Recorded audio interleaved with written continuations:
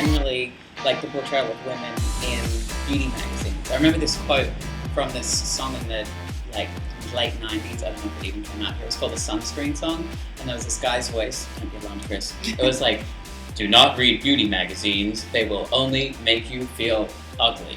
Oh, I think I heard that song. I do remember that quote. Yeah. It's an interesting idea because, like, you look at these. Like, I'm not actually a woman, so I don't feel like the need to, like, from beauty magazines to, like, look a certain way. I mean, I do. But how do you get that up then? I got, like, padding, and I've got a corset Right, on. but you're doing that. I actually do this. Interestingly, one of the things that I love is that the concept of beauty is kind of absurd. Like, the things that women do to themselves, and the fact that I'm a man dressed as a woman. You're throwing me off every time you say that. Because you're just a woman to me. So pretty. Yeah, I'm not thinking of you like that. I mean, okay. The fact that I'm a man dressed as a woman, I think in some way it articulates the concept of beauty. Because I'm not a woman. It's not like I just like put on a little chapstick and mascara and look like this. Like, there's a lot of things that happen to make me look like this, and women do go through this process to try and look certain ways, and then magazines have these unrealistic expectations of women, and like what I wonder if it affects the body image of people who are looking at it. Yeah. I actually talked about this briefly, and I can't speak to it because I'm not a woman, but like, you're not? I'm not. I know, hard to believe. I'll work on. Sorry, I'll work when on you're it. talking, I just can't picture you. But like, self-worth is something that is comes from yourself. So like, I learned, or getting lots of likes on Instagram. Right. Yeah. So I mean, I could look at the cast of Magic Mike and see how women react to all these hairless, shredded Adonises like Davey, and have that affect me as a person. Be like, well, I don't look like that. Why don't I look like that? But I don't feel that way. But that's just me. That's not to say it doesn't happen. But you're not a fat slob. Like, you're pretty hot, so that's a. But that's your perspective. That's what self-image is. How do we feel about Well, him? that is the interesting thing, is that, and that's the thing, I think that even those people who are all juiced up and look amazing, they don't like what they see in the mirror, and that's one of the things that drives them to look that way. What do you think motivates guys to go to the gym in West Hollywood? Is it's fear. I think there's two things. Okay, there's some people who do like looking after their bodies and who do like, feeling fit and looking good, and it can be balanced and rational. But I do think that there's, especially here in West Hollywood, like, there are so many beautiful men and so many men with perfect bodies, and I think that a lot of the motivation is insecurity. Mm-hmm. In West Hollywood, like, your currency is your body. Your body. Yeah. And me, like, growing up, I felt the pressures as a gay man to look a certain way and, like, have pecs and go to the gym, and I did drag, and my love of drag was greater than my insecurity for looking like a built man. Mm-hmm. And through my 20s, I struggled with it because I kind of I hated on Courtney because I couldn't go to the gym and look like a muscly man. Right. And then in my 30s, I kind of realized that because of that, I had to come to know who I was not fitting in with the group. I had to be different, and I learned to become comfortable with myself because I was different. And it became like my greatest strength that I didn't have pecs and whatnot. Mm-hmm. But it took. I mean, I'd still like them. Yeah. Just a little supple under his No, but it's interesting because it took me to like 30 to become comfortable with myself. Like, maybe that's what your 20s are all about. I don't know, but I think that's what life is about. To be honest, like you're never like completely. You can never be.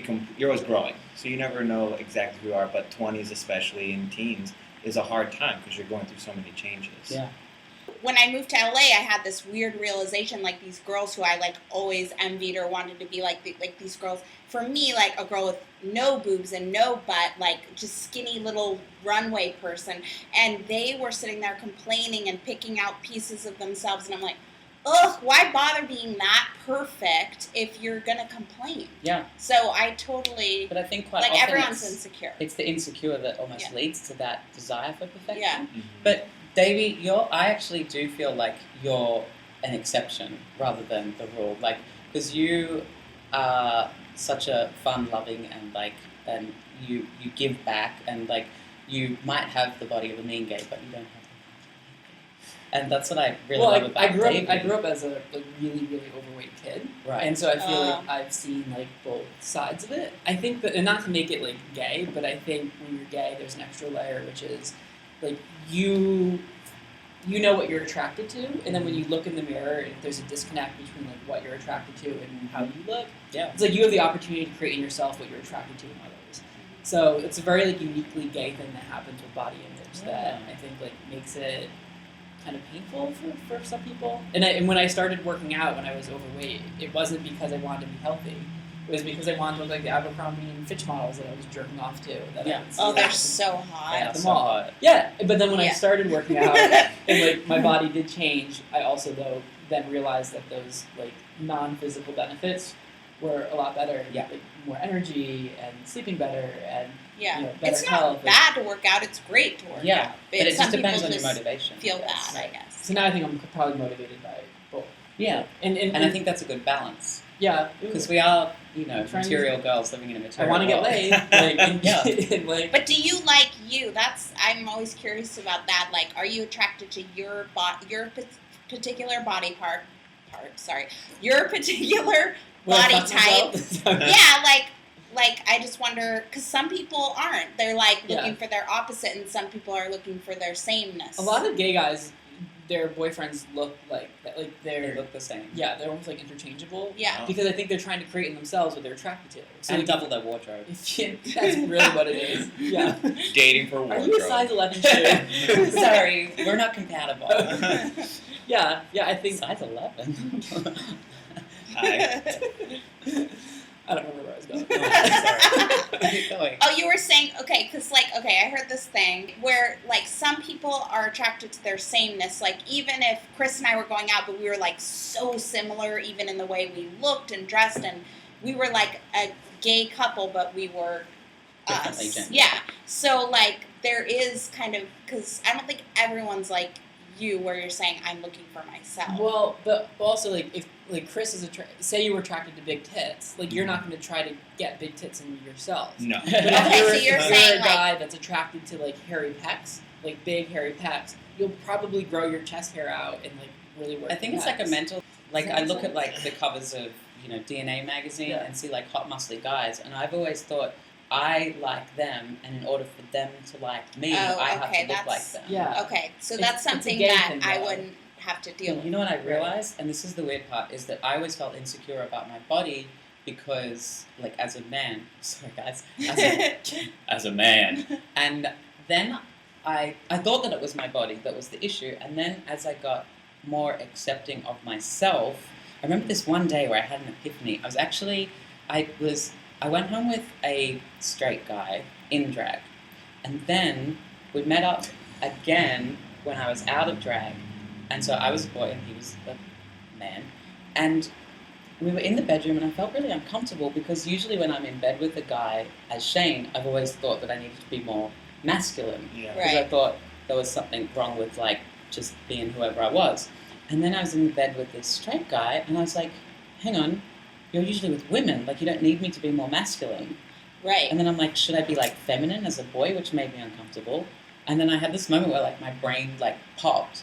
And I just didn't know what to be, and I was just like, I'm just going to be myself. Like, I'm just going to, and I realized that I've always been putting on this act in the bedroom, and as soon as I was myself with him, other people started finding me more attractive. Like, I just remember being out at bars, and I was like, oh my God, I can just be myself. Mm-hmm. And just my thinking changed, and then, like, guys were, like, asking me out on dates and things. It's that confidence, and you can sense when someone's not being genuine, so they're uncomfortable, and it makes you uncomfortable. And I always say I'd rather be rejected as myself than accepted as somebody else, because I can't always be that person every single day. Yeah. But I can be me every day. Yeah. So that was an Oprah-ism.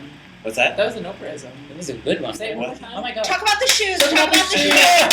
That was my segue for your shoes. Thank you, honey. You did Okay, it. so I was here in like 2010. I went to the Oprah gift store, and she sells her old shit. She needs the money. She needs the Wait, money. wait, No, she sells her Oprah old not shoes doing and her well. old clothes. No, she doesn't. But she donates all the money. 100% Okay. of each, 100% of the purchase price of each of Oprah's closet items will be donated to the Oprah Winfrey Leadership Academy Foundation. Okay. Okay. I was like, why is she selling Okay. But how much would you expect to pay for a pair of Christian Louboutin sandals that were new? How much are they normally? Like how? I don't know. I Do you have know? I don't live that life. Let's say $600. How much would you expect to pay for shoes, Christian Louboutin shoes that Oprah has worn? $1 million. Maybe a couple $100. $175. So that's cheap. Cheap. Like I couldn't afford not to buy them. That could go in the Smithsonian. Yeah, and like I love. And they're like They're well worn. She didn't just put them on set. Like she was she didn't dip her foot in and put it in the thrift shop. Yeah. Thank you for watching. You can subscribe and comment below. And if you want to see more of the conversation, just click over here. What are your tips for finding that? What are your tips? What are your tips? My tips? I'm working on it. What are your tips? My